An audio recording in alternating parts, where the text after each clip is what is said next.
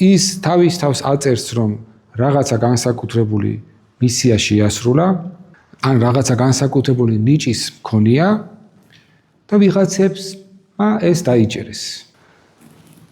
და ამის შემდგომ ვინც დაიჭერა ეს ყველაფერი, ეს ახლო წრე უკვე თვითონ აკეთებს ამ პიროვნების პროპაგანდას, ასე ვთქვათ. ეწევა ამ პიროვნების პროპაგანდას.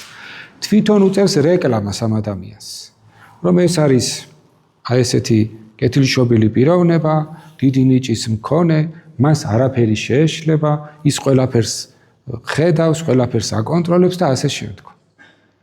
აი ეს სული შემოსული არის ჩვენს ყოფიერებაში. ეს უნდა ვიცოდეთ ჩვენ, რომ არა მარტო რელიგიურ სისტემებში ვლინდება ეს სექტანტური სული, არამედ ის გადმოსული არის ჩვენს ყოფით ცხოვრებაში. და ეს პიროვნება, ანუ ქარიზმატულ პიროვნებად წარმოდგება. რომელიც, როგორც აღნიშნე, ერთ-ერთი მნიშვნელოვანი კრიტერიუმი არის, რომ ის არის მხსნელი რაღაცა სიტუაციისა. რაღაცას გპირდება ისეც, რაც სხვას არ შეუძლია.